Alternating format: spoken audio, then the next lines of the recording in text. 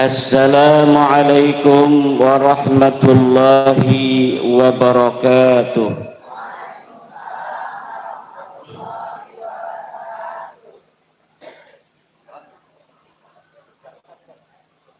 Sekarang saya minta sebelah kanan jawab salamnya yang keras. Sebelah kiri diam dulu ya. Assalamualaikum warahmatullahi wabarakatuh.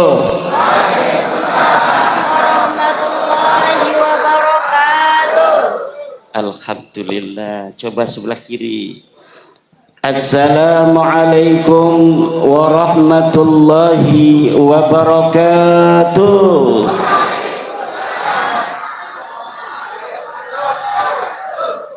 Alhamdulillah. Alhamdulillah. Alhamdulillahil malikil hakim.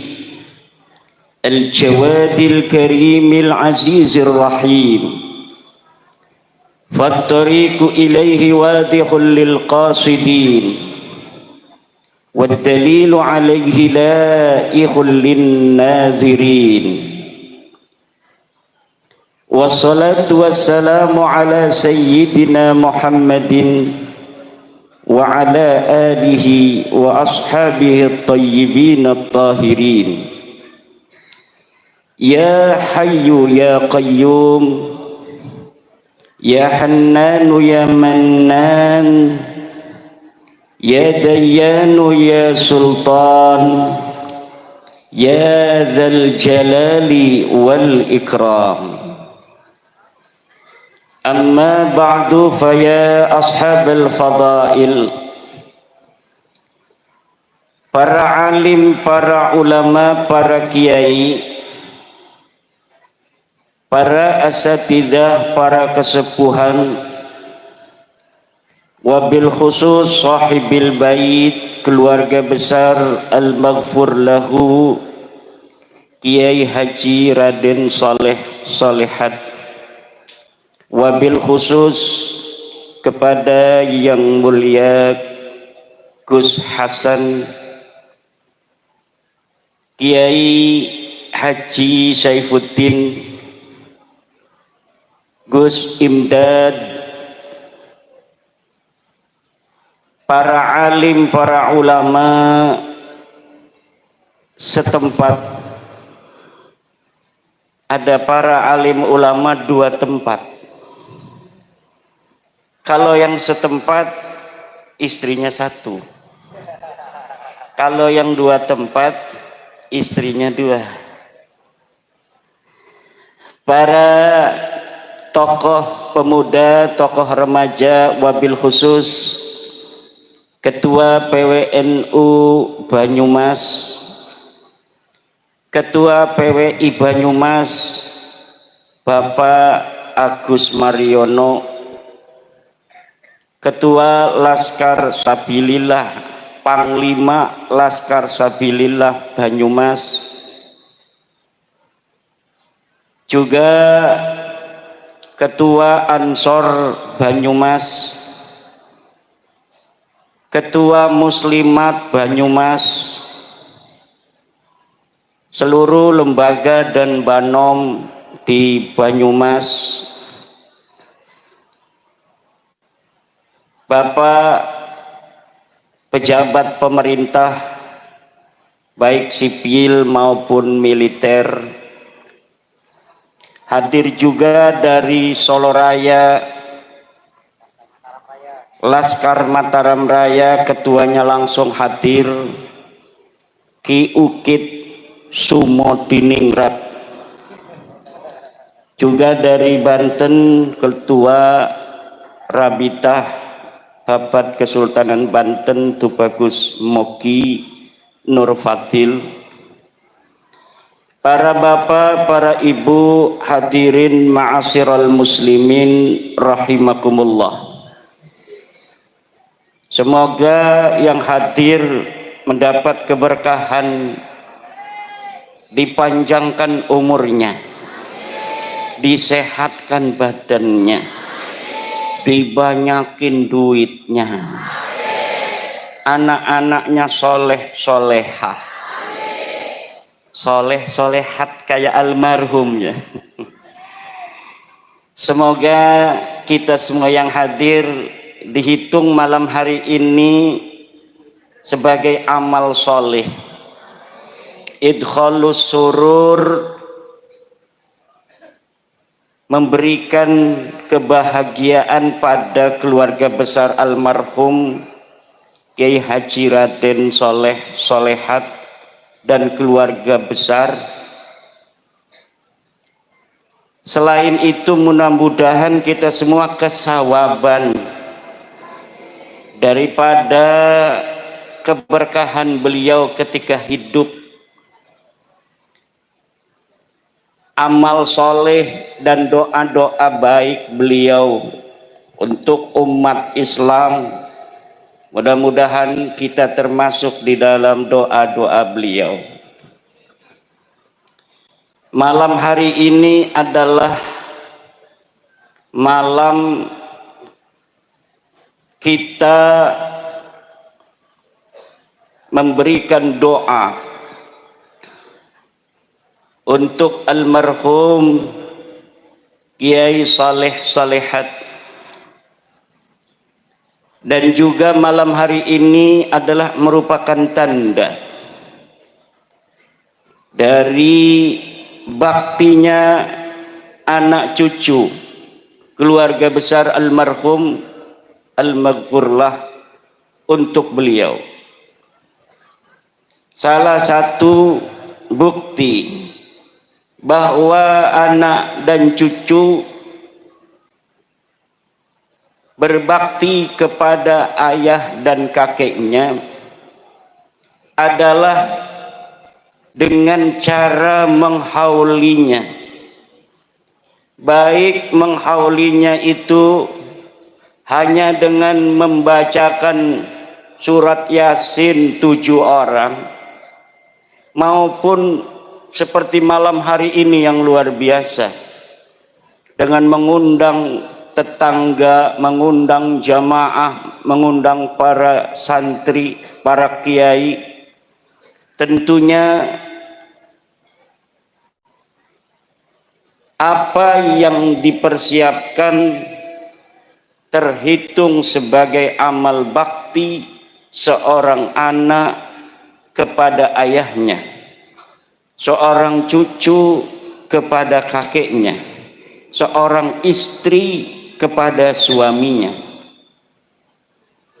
Walladzina ja'u min ba'dihim yaquluna rabbana ighfir lana wa li ikhwanina alladzina sabaquna bil iman wa la taj'al fi qulubina ghillan lil ladzina amanu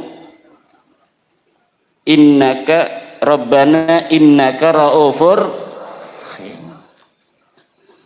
Dan orang-orang yang datang setelah mereka, yaitu anak, santri, dan semua orang yang mengikuti orang-orang yang beriman di dalam imannya,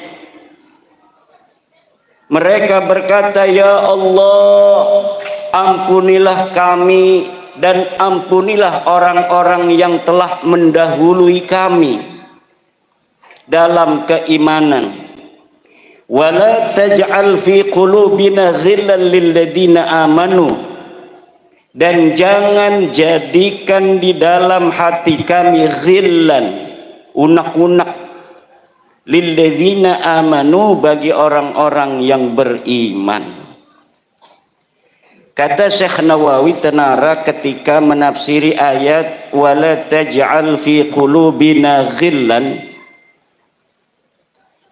fayambaghi lil mu'mini ayyadhkura as-sabiqina bid-du'a'i war-rahmah, faman lam yakun kadzalika kana kharijan an jumlatil mu'minin.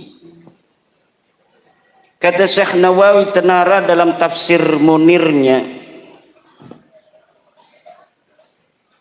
sebanyumasnya, yang bagi sebanyumasnya, Kalau orang Jogja seyogyanya. Kalau orang Banyumas sebanyumasnya. Lil mu'mini, bagi orang-orang yang beriman, ayat kuras sabiqin, untuk menyebut orang-orang yang telah lalu, bidu'ai warahmah, dengan doa dan kasih sayang. Faman lam yakun kadzalik, maka siapa orang yang tidak seperti itu, tidak menyebut orang-orang yang telah tiada dengan doa dan kasih sayang, bi andakarahum bisuin, seperti dia menyebut orang-orang yang telah lalu dengan kejelekan-kejelekannya, kana kharijan min jumlatil mu'minin, maka dia keluar daripada rombongan orang-orang beriman. Selain untuk menyebut orang-orang yang telah berlalu dari keluarga kita, yang telah tiada, haul juga adalah sebagai instrumen bagaimana kita bisa mentauladani kebaikan-kebaikan perjuangan yang pernah dilakukan oleh orang tua kita, oleh guru kita. Kemudian kita mengikuti jalan-jalan mereka. Dan juga acara haul seperti ini adalah upaya kita tetap melestarikan nama beliau, mencatat sejarahnya dalam memori, mencatat sejarahnya dalam ingatan. Alangkah lebih baiknya sejarah itu juga dicatat di dalam catatan. Untuk apa? Agar suatu masa, suatu ketika sejarah ini tidak hilang dari ingatan. Ada catatan sezaman bagaimana sepak terjang dari almarhum, siapa istrinya, anaknya berapa. Kalau diketahui silsilahnya kemana. Biar apa? Biar suatu saat, suatu masa tidak ada orang yang membelokkan silsilahnya. Nggih boten. Zaman sekarang banyak makam-makam yang silsilahnya belok. Betul? Banyak sejarah-sejarah yang tidak berjalan seperti apa adanya. Ada upaya-upaya perebutan peran-peran kesejarahan. Orang di masa lalu berjuang untuk negara dan bangsa. Leluhur orang Banyumas terkenal sebagai pasukan-pasukan Dipanegara. Pangeran Diponegoro yang pada tahun 1825 berjuang membela bangsa, berjuang mengusir penjajah. Bahkan di Banyumas ini banyak sekali yang masih keturunan dari Pangeran Diponegoro. Bagaimana beliau mau keluar dari istana Ngayogyakarta Hadiningrat, memilih berjuang di tengah-tengah hutan, menyepi di Goa Selarong, menyusun taktik mengusir Belanda, menyusun taktik mengusir penjajah. Kemudian banyak dari para pengikut-pengikut, pendamping-pendamping Pangeran Diponegoro yang berjuang yang mereka dicatat, namun juga banyak dari mereka yang tidak dicatat. Lalu tiba-tiba dari para tokoh-tokoh yang tidak dicatat, yang makamnya jelas berkeramat karena dulunya adalah pendamping Pangeran Diponegoro, akhirnya namanya hari ini tiba-tiba bukan lagi seperti nama yang dikenal masyarakat, yang biasanya dikenal Mbah Jati, sekarang jadi banyak pindah jadi Bin Yahya. Makam-makam di daerah-daerah, di Semarang ada makam seorang pahlawan yang diatribusikan sebagai pahlawan dari Ngayogyakarta Hadiningrat. Namanya nama pejuang, makamnya ada di Pleret, Yogyakarta, namanya KRT Sumodiningrat, tapi hari ini makamnya bisa pindah sendiri ke Semarang. Bu,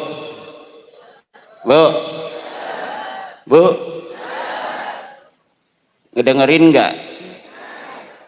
Ada makam pindah sendiri dari Jogja ke Semarang. Kedengaran?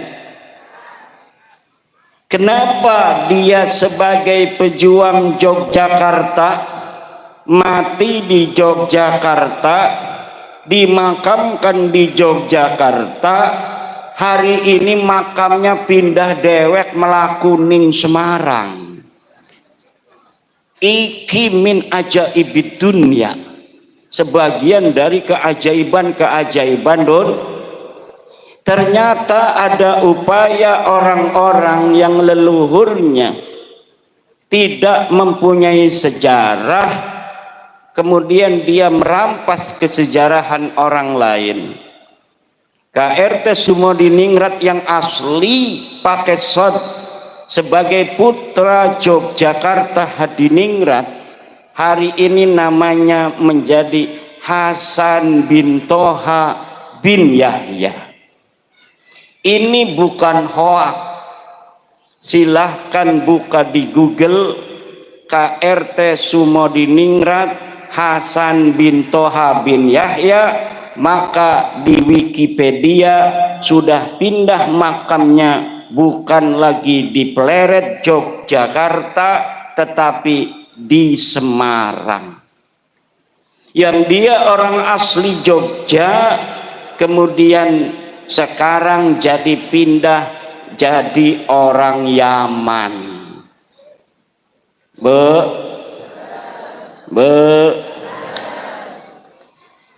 Nanti Kiai Raden Soleh Solehat, kalau hari ini anak cucunya nggak mau ngekholin, nggak mau ditulis juga sejarahnya, silsilahnya ke atas sampai Wali Songo, Sunan Prapen, Sunan Giri, itu nanti bisa jadi Bin Yahya juga. Apalagi kalau anaknya sudah jadi Wahabi, nggak mau ziarah. Anaknya sudah nggak mau ziarah kuburan orang tuanya, kuburan kakeknya nggak pernah ditongok-tongok. Itu akhirnya bisa ada yang mengklaim karena orang soleh, kata sebagian ulama, di makamnya itu akan ada malaikat-malaikat yang mengamini doa-doa orang yang mendoakan daripada orang soleh yang ada di dalam kuburan itu. Setelah dia mendoakan si sahibul qabri, kemudian dia mendoakan dirinya kepada Allah, maka doanya akan diterima dan dikabulkan oleh Allah Subhanahu wa ta'ala. Orang NU suka ziarah, betul? Orang NU suka Cuma suka ziarahnya ya ziarah saja. Kiai-kiai kita ziarah sama santri ke Sunan Kalijogo, ya ziarah, hadarat, baca Fatihah, baca Alif Lam Mim, baca ayat kursi, berdoa, pulang. Betul? Makamnya para wali tidak pernah dijadikan pusat kegiatan. Berbeda zaman sekarang, orang-orang Yaman yang ada di Indonesia dari marga Baklawi, kita lihat kalau nge-haul itu makamnya dihias-hias begitu cantik, nisannya itu nggak kelihatan karena dihias oleh kembang-kembang, kuburannya dihias kembang-kembang, kemudian jadi pusat kegiatan haul. Lah orang NU kalau haul ya di rumah, di pondoknya, bukan di makamnya. Betul? Ini haul, haulnya ya di rumah, haulnya di lingkungan kita. Gak ada orang NU haulnya di makam. Nanti yang hadir pocong kuntilanak. Inilah bedanya tradisi kita ahli sunnah wal jamaah an-nahdiyah, Nahdlatul Ulama, dengan tradisi Baklawi. Beda, walaupun suka sama-sama ziarah, kita tidak mengagungkan kuburan. Kita bukan muaddimul qabri wa abidil qabri. Kiai-kiai jarah di Sunan Gunung Jati ya jarah saja, nggak ada habis jarah nyium-nyium batu nisan kayak nyium istrinya, nggak ada. Betul apa tidak? Dan ini yang harus dijaga. Kenapa? Walau kita ini adalah orang yang suka ziarah, tapi kita bukan orang yang mengagungkan kuburan. Yang diagungkan oleh kita adalah Allah Subhanahu wa Ta'ala. Jangan sampai kuburan menjadi pusat kegiatan, karena lama-lama kita akan nampak seperti orang yang menyembah kuburan. Kita mendoakan orang-orang yang sudah tiada dari keluarga kita. Kita mendoakan orang-orang yang berjasa pada masa lalu dalam menyebarkan agama Islam. Jangan sampai putus hubungan kita walaupun dia sudah tiada. Tapi bukan berarti kita harus nampak seperti orang yang menjadikan kuburan sebagai Ka'bah. Ka'bah kita ada di Mekah, Raudhah kita ada di Madinah. Hari ini kita lihat ada orang-orang yang menciptakan Raudhah baru. Kita lihat kemarin seorang Habib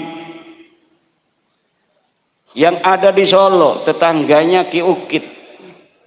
Dia jarah ke Tarim, ini kuburan Fakih Muqaddam, ini kuburannya Habib siapa. Itu katanya antara kuburan ini dan kuburan itu Raudhatun min riyadil jannah.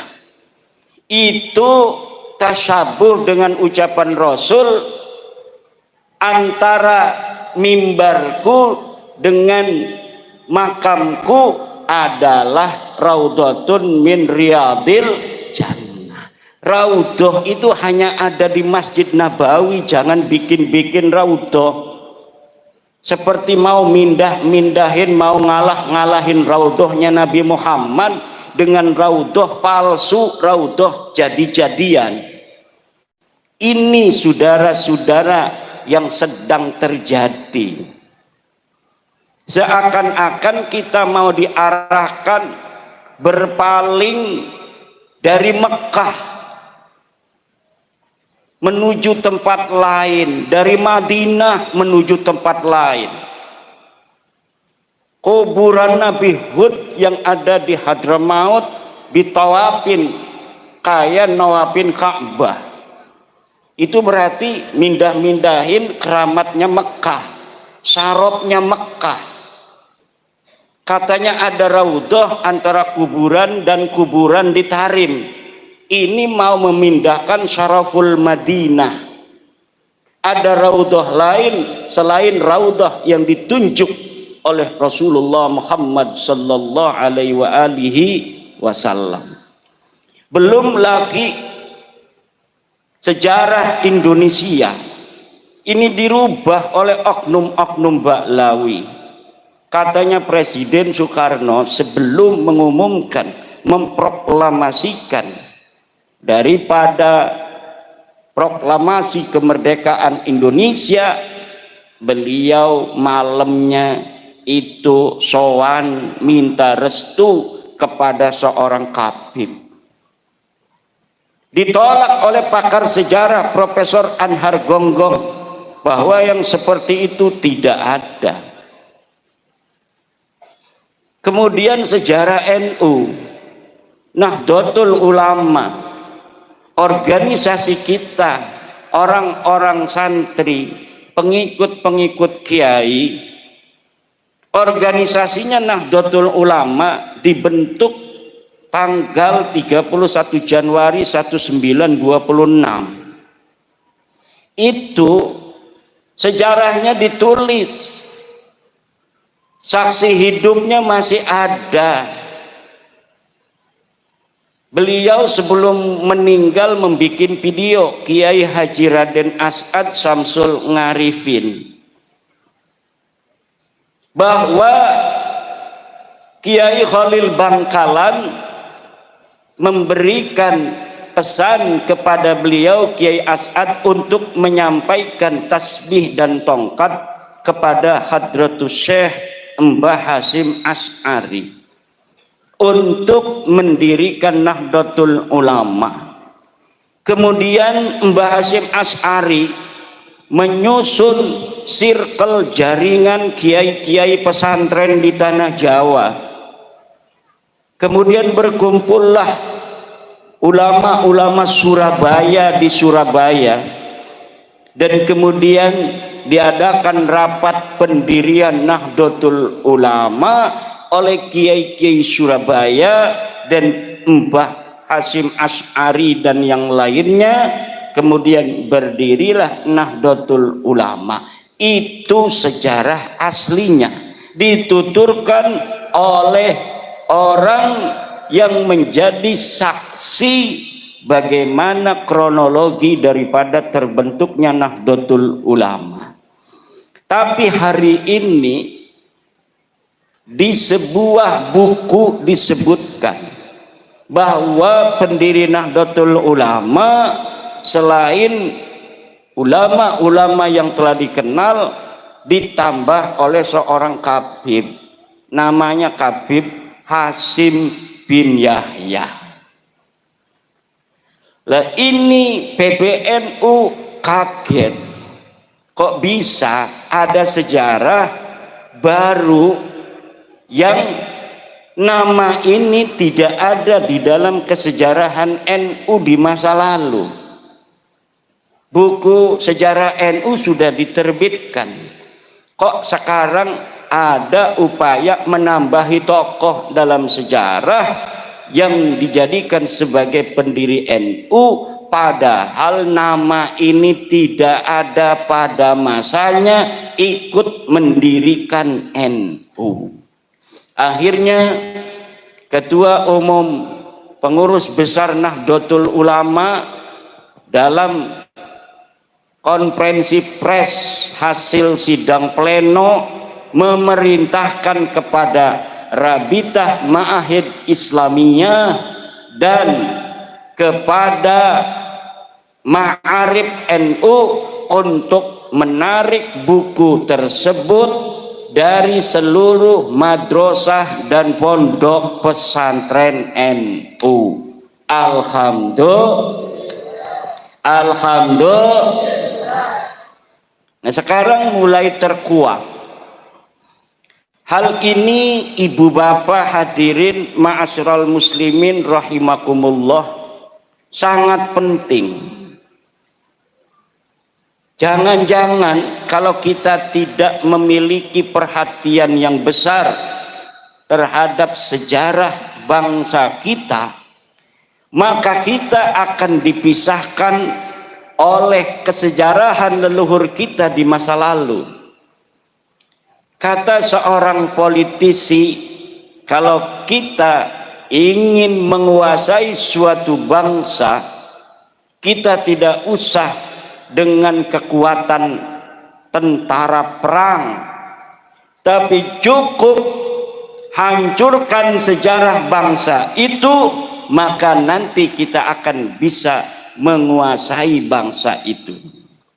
Politisi Jerman mengatakan, hapus sejarah suatu bangsa, maka satu generasi ke depan para bangsawannya akan merasa seperti orang biasa, dan pada generasi selanjutnya mereka akan menjadi seperti kambing. Sejarah bangsa kita yang luar biasa, ibu-ibu ini turunan daripada bangsa Nusantara. Bangsa naon? Ngertos ente bahasa Sunda? Ngertos? Alhamdulillah. Saya yang gak bisa bahasa Sunda. Saya walaupun orang Banten ngomongnya Jawa, kayaknya mah bengene wong Banyumas. Wong Banyumas lunganing Banten, karena pada saat Sunan Gunung Jati Syarif Hidayatullah diperintahkan untuk menyebarkan agama Islam, tentaranya masih tentara Demak. Tentara Demak itu ya dari Demak, Semarang, Brebes, Tegal, Banyuwangi, Pemalang, Cirebon, datang ke Banten. Jadi yang bersama dari para penyebar agama Islam Banten pertama itu banyaknya orang-orang Demak, orang-orang Banyumas. Maka ngomongnya bodoh, orang go kayak wong Solo, pada ngapa wong Kresek Tanara ngomongnya ngapa arep apa sira. Pada karo Kang Agus Mariono dari PKC Cina. Kata Pak Andi Kurniawan, ini orang-orang yang sedang meluruskan sejarah Indonesia ini, PWI, Perjuangan Wali Songo Indonesia, Laskar Sabilillah, ini antek-antek Cina komunis. Pimpinannya 3, 1 Agus Mariono. Ini orangnya nih, yang ketua PWI Banyumas. Itu disebutin oleh Andri Kurniawan, orang HTI. Kedua Mogi Tubagus Mogi Nurpadil, ini antek Cina bener nih, kelihatan tuh. Yang ketiga baru saya Imaduddin, katanya antek Cina.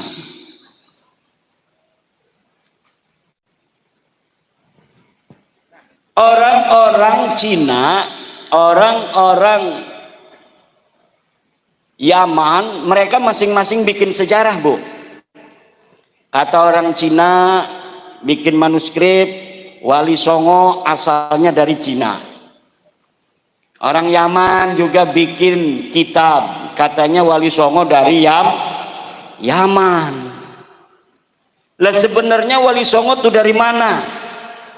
Ya Wali Songo itu dzurriyyat Rasulullah Muhammad sallallahu alaihi wa alihi wasallam yang menyebarkan agama Islam di tanah Nusantara, dari Aceh, Mandailing, Natal, Minangkabau, Lampung, Banten, Jawa Tengah, Banyumas, Mataram, kemudian Surabaya, Madura, ke Bali, ke NTT, ke Papua, ke Maluku, Sulawesi, Kalimantan itu disebarkan oleh duriat Rasulullah Muhammad sallallahu alaihi wasallam pada abad ke-15 dan ke-16 Masehi.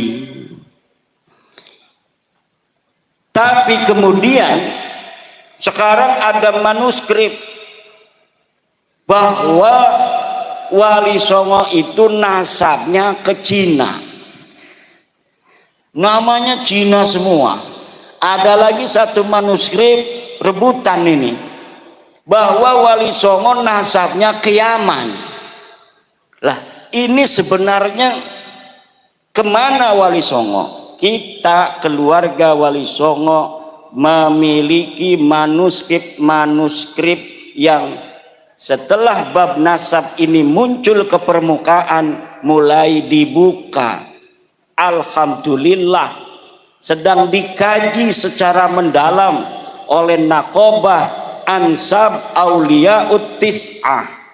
Dan kemarin ketika Rizik Syihab berceramah keliling di Jawa Barat mengatakan bahwa Wali Songo adalah Ba'lawi, langsung dibantah oleh ketua Naqobah Ansab Wali Songo Kiai Haji Ilzamuddin dari Madura, bahwa Wali Songo bukan Ba'lawi.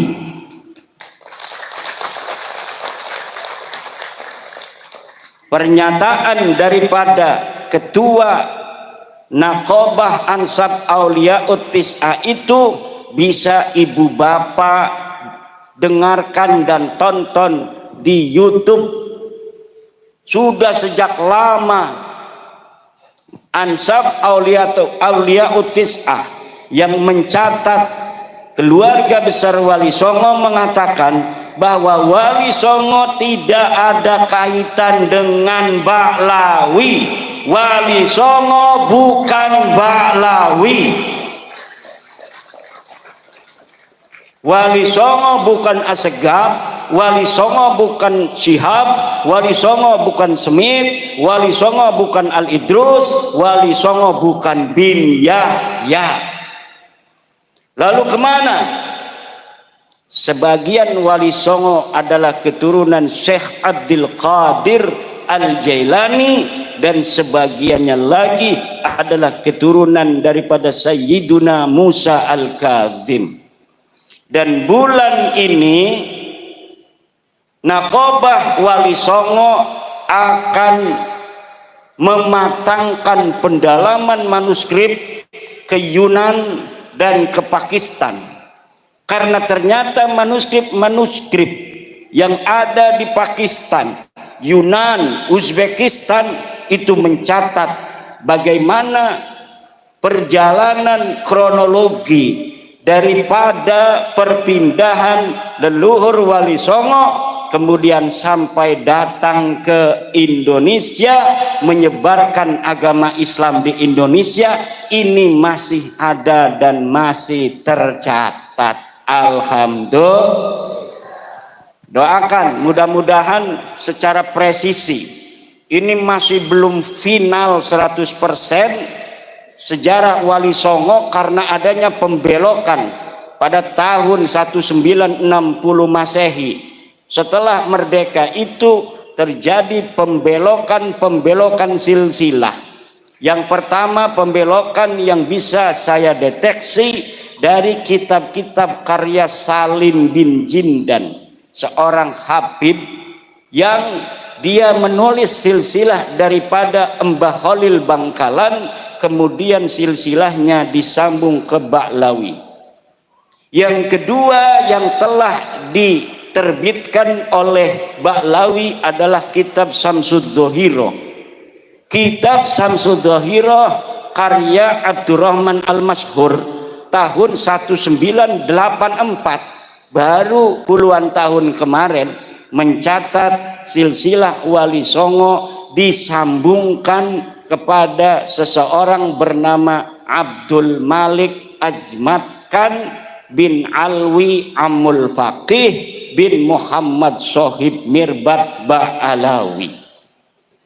Ternyata setelah saya mempelajari sosok-sosok ini yang disebutkan oleh Ba'alawi untuk nama-nama yang disambungkan kepada Wali Songo, semuanya namanya fiktif.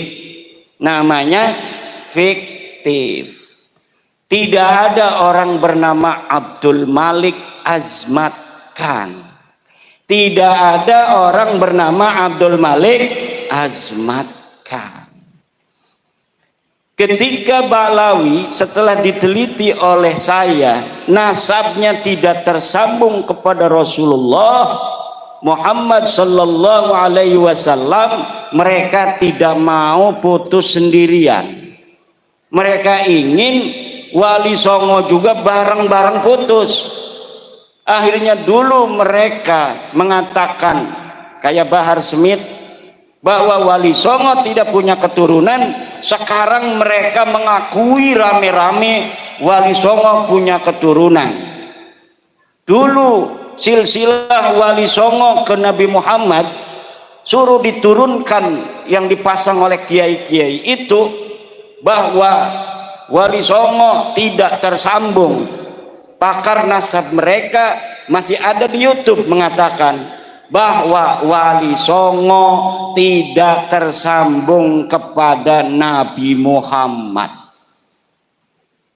Tapi sekarang mereka rame-rame ngomong sambung, Wali Songo itu adalah keturunan dari Ba'alawi. Takbir. Gimana, dulu katanya bukan. Bahkan ada seorang turunan Wali Songo diundang ceramah di Bekasi. Tahu panitianya kalau dia keturunan Sultan Maulana Hasanuddin dari Banten. Kalau Sultan Maulana Hasanuddin kan anaknya Sunan Gunung Jati Syarif Hidayatullah. Panitianya tahu kalau Syarif Hidayatullah keturunan Nabi Muhammad. Yang dia tahu turunan Nabi Muhammad gelarnya Kabib. Ditulis di sebuah banner, ikuti ceramah agama oleh Al-Habib Tubagus Ahmad. Ini tiba-tiba ini dari Ba'alawi bawa Mukhibin mukulin Tubagus dari Banten itu yang ditulis oleh panitia sebagai Al-Habib Tubagus Ahmad. Marah kita, apa urusan lo? Itu katanya pakai nama-nama Al-Habib. Al-Habib itu turunan Nabi. Sedangkan keluarga Sultan Banten itu tidak terbukti sebagai keturunan Nabi. Dulu sekali. Sekarang mereka datang rame-rame mohon jarah bawa ribuan orang mohon maaf kepada Sultan. Tunduk-tunduk nangis-nangis di makam Sultan Hasanuddin. Ya Sultan, ya Sultan. Dulu ngeledek-ledek, sekarang datang rame-rame nangis-nangis. Sebagai ketundukan kepada Wali Songo, terutama Sultan Maulana Hasanuddin Banten bin Sunan Gunung Jati Syarif Hidayatullah. Tapi air mata buaya kita sudah tahu. Kita sudah mengerti. Tetapi minimal dengan mereka ziarah itu menunjukkan bahwa mereka sudah tunduk kepada Wali Songo.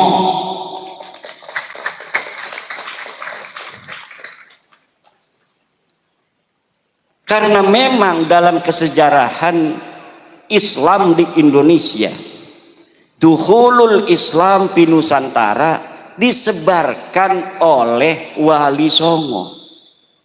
Syuhrah wal istifadah dari masa ke masa bahwa penyebar agama Islam di Indonesia adalah Wali Songo. Wali Songo itu apakah hanya 9? Bukan. Wali Songo itu istilah untuk orang-orang yang setiap generasi menyebarkan agama Islam di Nusantara. Tetapi untuk di Jawa itu jumlahnya kebetulan 9. Jadi ketika kita mengatakan penyebar agama Islam di Indonesia adalah Wali Songo, itu maksudnya adalah wali-wali walaupun bukan 9 yang ada di Nusantara.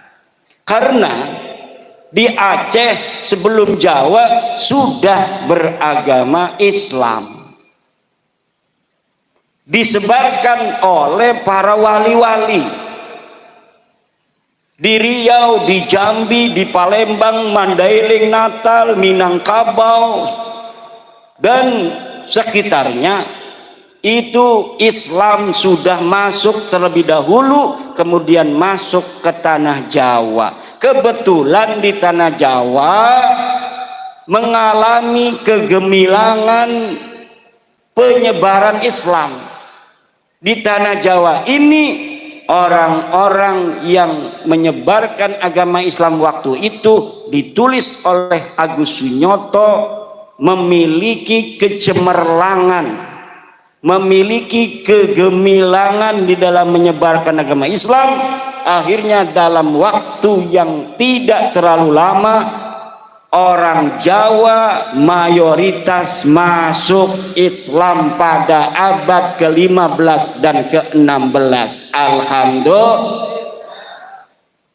Kalau melihat dari Banten saja, Banten secara gemilang masuk Islam keseluruhan itu kalah dengan orang Banyumas. Kenapa? Karena Banyumas lebih dekat dengan Demak. Sudah ada orang Islam di Banten, masih di daerah utara, daerah-daerah pantai yang memiliki interaksi dengan pedagang-pedagang Islam dari Arab, dari Pasai, dari Perlak, Gujarat.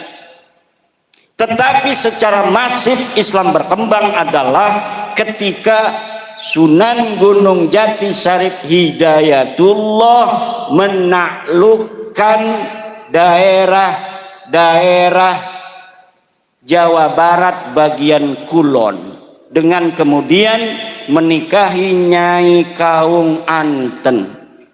Syarif Hidayatullah istrinya itu namanya Nyai Kaung Anten, bukan Nyai Rara Santang. Betul?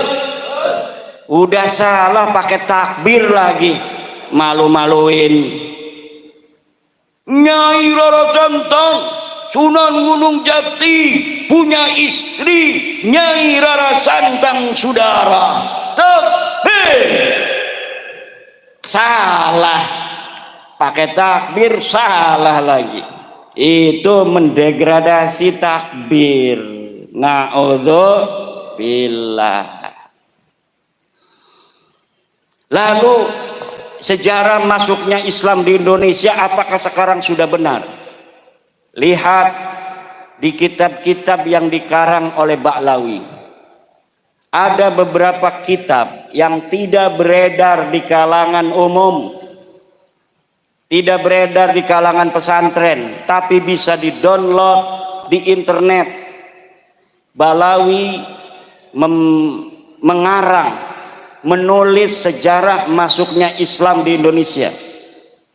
Seperti Alwi bin Thohir, Ba'lawi mengarang sejarah masuknya Islam di Indonesia dalam bukunya Al-Madkhal fi Dukhulil Islam fi Syarqil Aqsa. Di dalamnya mereka mengatakan bahwa Islam masuk ke Indonesia oleh Ba'lawi. Kitab yang kedua, Rihlatu Jawa Al-Jamilah, karangan Soleh Al-Hamid. Di dalam kitab itu pun dikatakan penyebar agama Islam dari Ba'lawi Yaman. Kemudian kitab Syamsul Dhahirah karangan Abdurrahman Al-Mashhur dan ditaklik oleh Muhammad Dia Shihab, dikatakan penyebar agama Islam di Indonesia Ba'lawi Yaman. Kemudian Husain Muhammad Al-Kaf membuat buku sejarah masuknya Islam di Indonesia, Al-Islam fi Indonesia Al-Mu'asirah, karya Husain Muhammad Al-Kaf. Juga di dalamnya menyebutkan penyebar agama di Islam di Indonesia adalah Ba'lawi.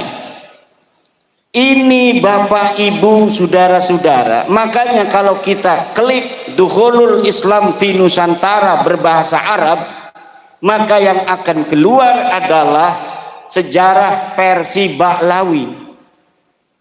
Tapi kalau kita klik dengan bahasa Indonesia, sejarah masuknya Islam di Indonesia, yang akan keluar adalah Mansur Suryanegara, Hamka, dan penulis-penulis sejarah Islam di Indonesia lainnya. Benar.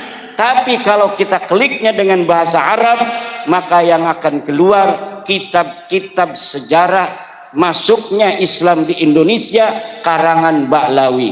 Dan kami mengajak kepada putra-putri Indonesia untuk melek sejarah. Yang bisa nulis bahasa Arab, tulis sejarah Indonesia dalam bahasa Arab yang banyak, judulnya macam-macam.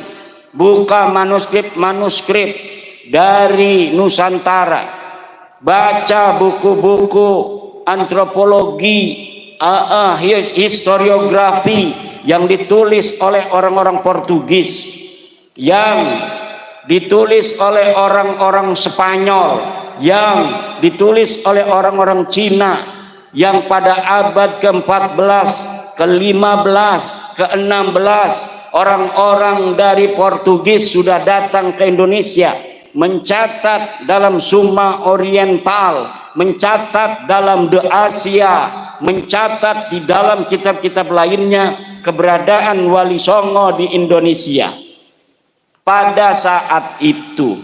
Tetapi hari ini sejarah itu banyak yang berubah. Maka para penulis, para pemuda yang punya YouTube-nya angkat masalah sejarah. Buka itu karya ulama-ulama Indonesia. Buka itu karya-karya ilmiah ulama-ulama kita dalam sejarah, angkat di dalam YouTube. Yang bisa nulis di web, nulis di web. Yang bisa nulis buku, nulis buku. Yang bisa di Instagram, Instagram. Yang bisa di Facebook, Facebook. Kenapa? Untuk melawan narasi-narasi sejarah yang dibelokkan oleh oknum-oknum yang ingin menguasai kesejarahan Indonesia masa lalu, agar mereka yang ada hari ini bisa mendapatkan manfaat dari apa yang ditulis oleh sejarah mereka tentang leluhur mereka yang palsu. Leluhur mereka tidak punya andil apapun di dalam kesejarahan bagaimana menyebarkan Islam, tapi mereka ingin ditulis leluhurnya sebagai penyebar agama Islam. Leluhur mereka tidak ada andil di dalam perjuangan kemerdekaan Indonesia, tapi hari ini mereka ingin dicatat leluhurnya sebagai pejuang kemerdekaan Indonesia. Padahal leluhur mereka adalah orang-orang yang ikut Belanda menjadi antek-antek Belanda. Surat-surat mereka masih ada. Bagaimana korespondensi mereka dengan Belanda?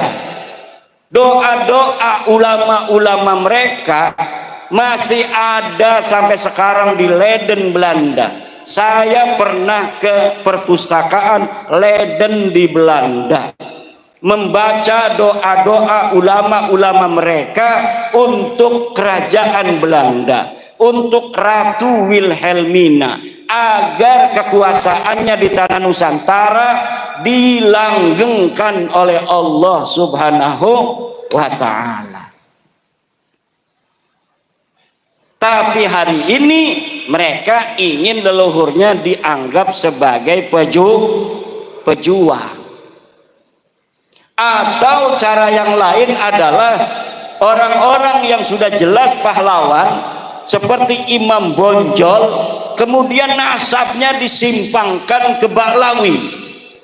Katanya Imam Bonjol itu marganya bin Sihab, Pangeran Ponegoro marganya itu Bakbud apa? Asegaf. Macam-macam itu dibelokkan.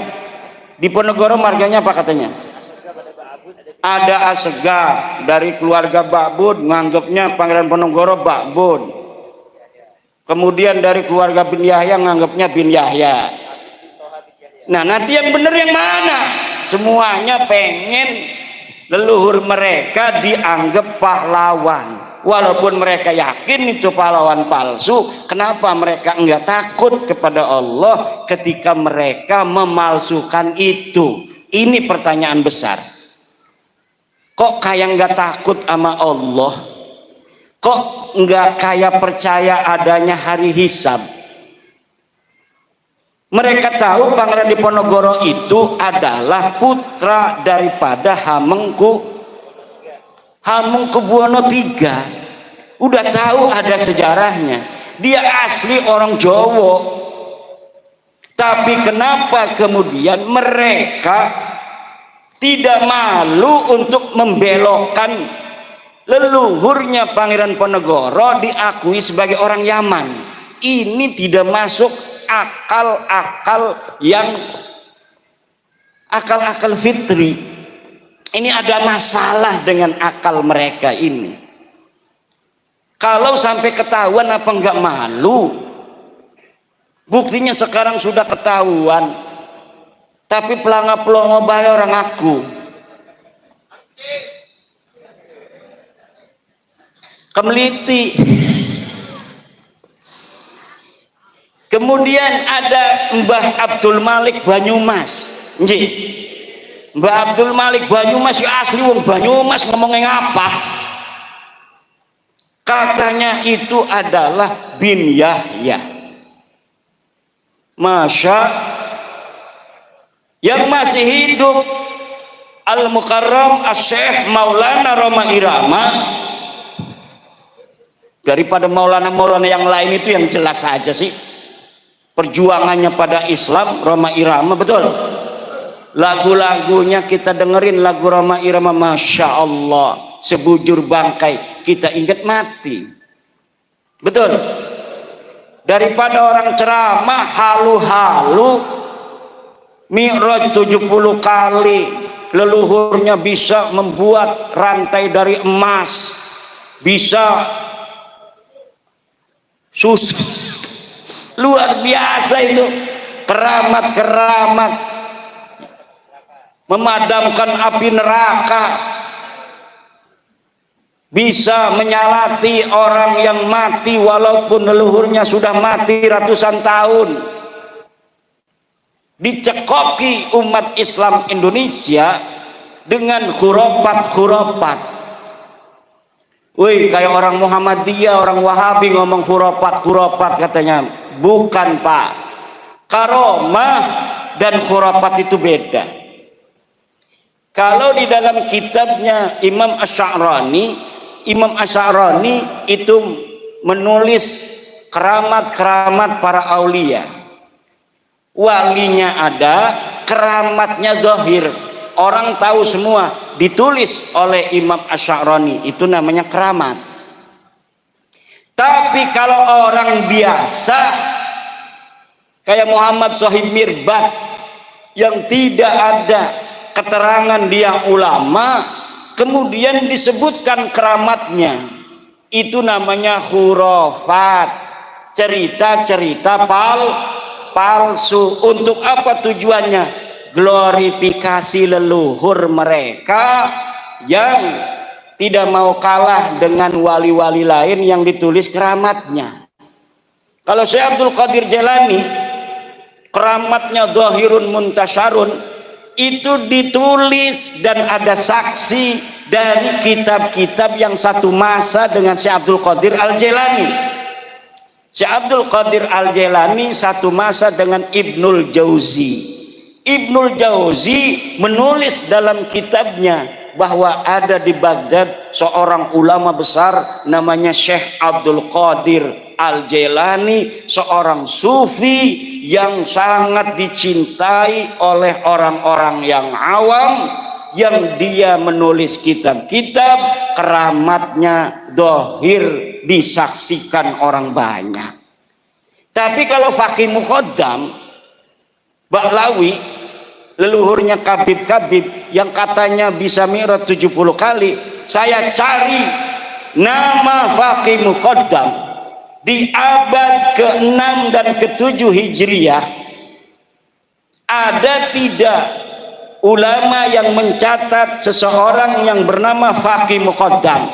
Tidak ada seseorang yang bernama Faqih Muqaddam.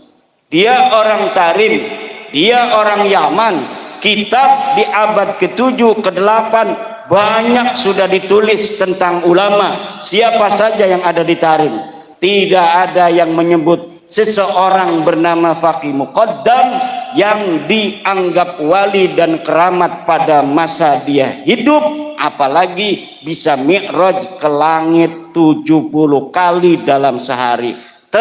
Ayat.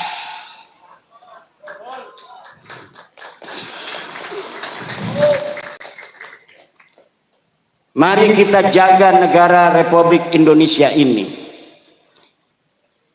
Tugas besar bagi putra-putri Indonesia. Pembelokan sejarah yang terjadi baik dari sisi peradabannya maupun kemudian sejarah masuknya Islam di Indonesia, tugas besar. Wahai orang-orang di UI jurusan sejarah, calon-calon doktor sejarah, jangan asal comot referensi, tapi verifikasi referensi itu apakah referensi yang dapat dipercaya atau referensi palsu. Ada sebuah manuskrip namanya Negara Kertabumi, ditulis 1679. Disebutkan namanya karya Pangeran Arya Wangsakerta, putra daripada Raja Cirebon. Ditulis sejarah tentang Indonesia, silsilah para raja-raja, silsilah Wali Songo, Keba'lawi di situ. Tahunnya 1769-an. Tetapi setelah diuji oleh ahli filolog dari Universitas Indonesia, ternyata kertasnya kertas tahun 1960. Nama manuskripnya manuskrip Negara Kertabumi. Yang bawa HP, tulis, ketik di Google, search Negara Kertabumi palsu. Di situ Anda akan bisa membaca bagaimana pendapat para ahli tentang manuskrip Negara Kertabumi, yang salah satu yang ada di dalamnya menyebutkan silsilah Sunan Gunung Jati adalah binnya sama dengan Habib-Habib. Siapa yang memalsukan? Wallahu a'lam bishawab. Yang jelas beberapa sejarawan sudah mengutip dari naskah itu untuk dijadikan sebagai referensi. Jadi sebuah skandal ilmiah diciptakan pada tahun 1960-an, ditemukannya pada tahun 1970 itu naskah.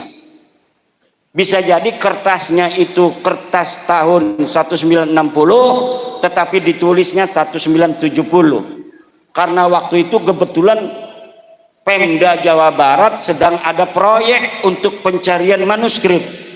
Mungkin ini skandalnya, ya ini lagi ada proyek nih ratusan juta, kita bikin aja manuskripnya nanti supaya dibeli oleh pemerintah daerah waktu itu yang lagi mencari kesejarahan tanah Sunda.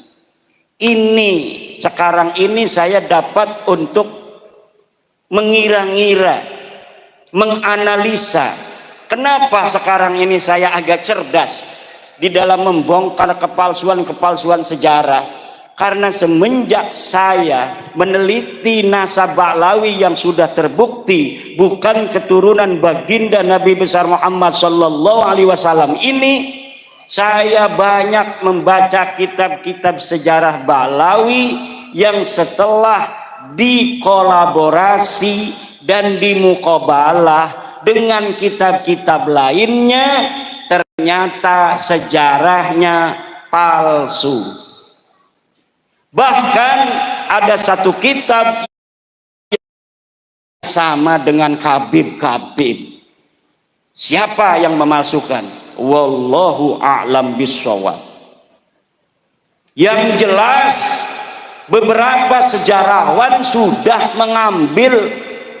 mengutip dari naskah itu untuk dijadikan sebagai referensi. Jadi sebuah skandal ilmiah diciptakan pada tahun 1960-an, ditemukannya pada tahun 1970 itu naskah. Bisa jadi kertasnya itu kertas tahun 1960 tetapi ditulisnya 1970, karena waktu itu kebetulan Pemda Jawa Barat sedang ada proyek untuk pencarian manuskrip. Mungkin ini skandalnya, ya ini lagi ada proyek nih ratusan juta, kita bikin aja manuskripnya nanti supaya dibeli oleh pemerintah daerah waktu itu yang lagi mencari kesejarahan tanah Sunda. Ini sekarang ini saya dapat untuk mengira-ngira, menganalisa kenapa sekarang ini saya agak cerdas di dalam membongkar kepalsuan-kepalsuan sejarah.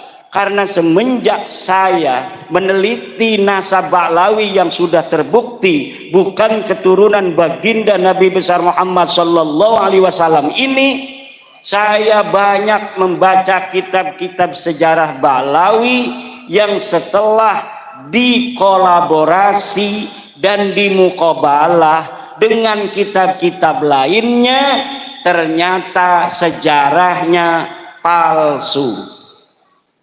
Bahkan ada satu kitab yang namanya Tarikh Sambal, baru diketemukan katanya manuskripnya, ternyata setelah diteliti pada abad 10 Hijriah itu yang dikatakan adalah sebagai tahun di mana Syekh Sambal ini hidup, ternyata orangnya saja Syekh Sambal ini terindikasi kuat fiktif.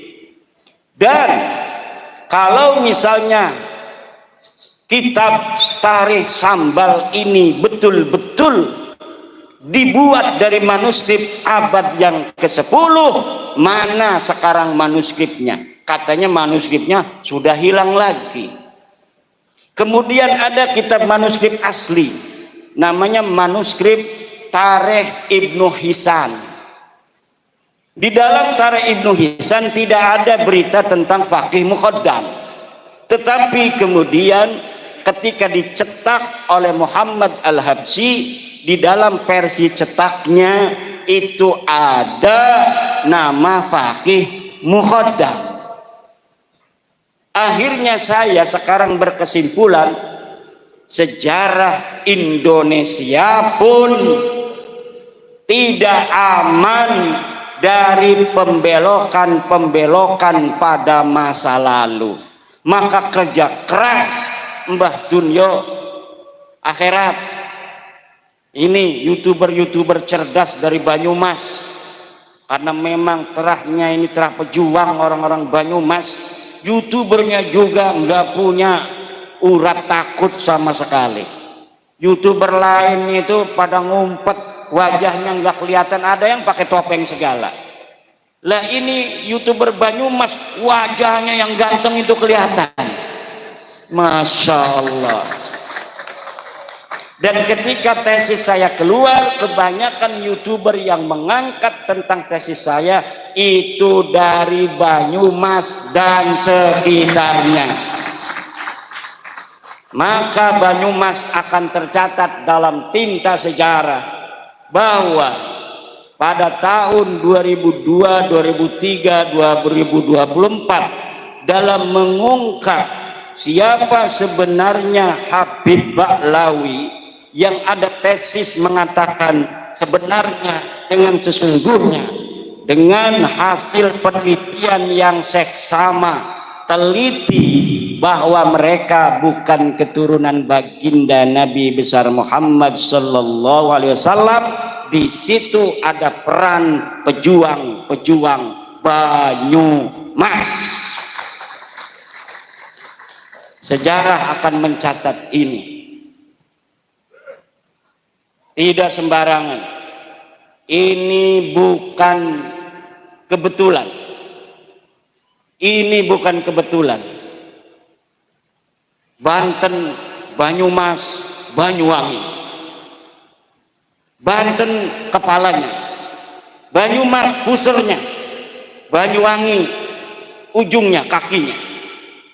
Kalau Banten kepalanya sudah mikir, Banyumas pusernya itu pepet, ini bisa mati orang. Tapi sekarang Banyumas sudah terbuka, tinggal kakinya Banyuwangi. Ini apakah sudah ada PWI Banyuwangi? Sudah ada kakinya berjalan. Pantes sekarang sudah terbukti benar-benar bahwa Ba'lawi, Habib itu terbukti secara ilmiah, ilmu nasab, ilmu sejarah dan tes DNA, mereka bukanlah keturunan baginda Nabi besar Muhammad sallallahu alaihi wasallam. Dan ini kita di dalam memutuskan itu tidak berdasarkan kebencian, tidak berdasarkan kajian ilmiah yang sesungguhnya. Kita kasihan kepada mereka. Sekarang kita kasih tahu, ente bib bukan turunan Nabi, maaf. Ini buktinya sejarah. Kitab-kitab sejarah tidak mencatat keluarga ente sebagai turun Nabi. Ini kitab-kitab nasab, leluhur ente tidak dicatat sebagai keturunan Nabi.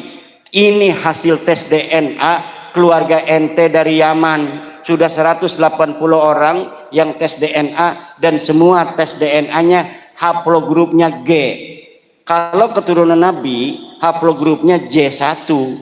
Kalau orang-orang yang haplogrupnya G itu menunjukkan dia bukan hanya bukan keturunan Nabi, tapi mereka juga bukan orang Arab. Haplogrup G itu orang Turki yang ada hidup di wilayah Kaukasus. Ini sudah final. Tinggal dipatehain malam ini. Patehain gak nih? Kita patehain bahwa bapak-bapak, ibu-ibu yang hadir pada malam hari ini sudah final hasil penelitian bahwa satu, Ba'lawi Habib ini dari bin Syihab, bin Smith, As-Segaf, Al-Idrus, bin Yahya dan sebagainya bukan keturunan baginda Nabi besar Muhammad sallallahu alaihi wasallam. Bibarakati jami'il auliya ittis'ah, bibarakati jami'i auliyai fi Banyumas, bi jami'i barakati wa karamati Arya Mandalika, wa bi barakati wa karomati Syekh Sunan Gunung Jati Syarif Hidayatullah, wa bi barakati wa karomati Syekh Abdul Qadir Al-Jailani radhiyallahu anhu. Al-Fatihah. A'udzubillahi minasyaitonirrajim.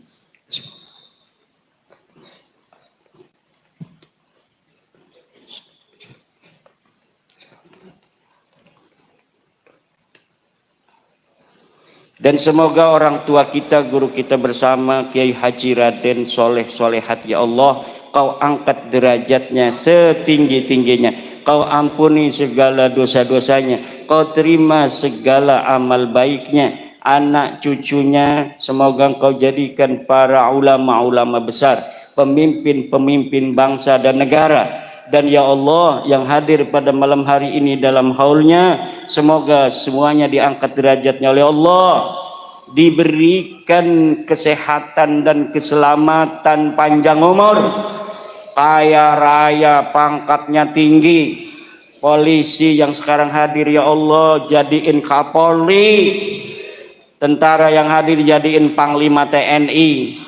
Kalau tidak beliau nanti anak cucunya, amin ya Allah ya Rabbal. Banser PWI yang hadir banyakin duitnya, kaya raya, bikin pabrik semuanya, amin. Kita bangun Banyumas ini, sini pabrik sendal, sini pabrik sepatu, yang punya Banser dan PWI, amin. Ibu-ibunya nikahin anak perawannya sama Banser.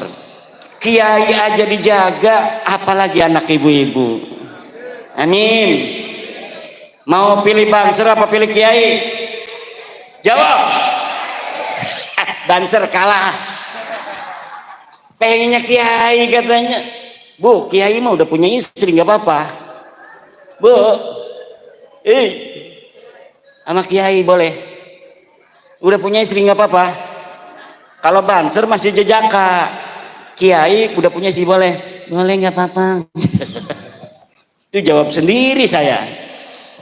Bu, Bapak, alhamdulillah silaturahmi kita malam hari ini insya Allah diberkahi oleh Allah Subhanahu wa Ta'ala, dan semoga PWI yang diketuai oleh Kang Mas Agus Mariono akan dilantik nanti pada tanggal 10, akan membawa barokah dan manfaat untuk umat Islam, khususnya di Banyumas, umumnya di Indonesia. Mari kita ingatkan generasi muda kita untuk menjaga sejarah bangsa Indonesia, untuk menjaga sejarah Islam Indonesia, untuk menjaga sejarah jam'iyah kita, Jam'iyah Nahdlatul Ulama, untuk menjaga kiai-kiai Nusantara, kemuliaannya dan kehormatannya, untuk menyebarkan paham toleransi, paham kebangsaan, persatuan. Kita tidak memusuhi siapapun. Yang sedang kita luruskan nasab mereka, bukan berarti kita membenci mereka. Betul? Kita meluruskan nasab mereka dan kekurangan ajaran mereka di dalam merubah sejarah NU, sejarah negara, sejarah perjuangan bangsa. Kalau itu sudah tidak dilakukan, mereka ingin hidup bersama kita, kita harus terima. Siap? Kita orang Nusantara diajari budi luhur yang tinggi tiada tara. Betul? Kita diajari oleh orang tua kita kesopanan, kita diajari kesantunan, kita diajari kasih sayang terhadap siapapun. Kita akan lindungi mereka kalaulah mereka kemudian sudah menyadari kekhilafan mereka tentang perendahannya terhadap Nusantara, terhadap sejarah-sejarahnya. Kita akan bisa hidup sebangsa setanah air dalam kerukunan dengan saling harga menghargai berdasarkan akhlak-akhlak Nusantara, akhlak-akhlak Islam ahli sunnah wal jamaah, dan berdasarkan ajaran Pancasila, sila pertama sampai sila kelima, terutama sila kedua, kemanusiaan yang adil dan beradab. Wallahu huwal muwaffiqu ila aqwami thoriqin. Wassalamu alaikum warahmatullahi wabarakatuh.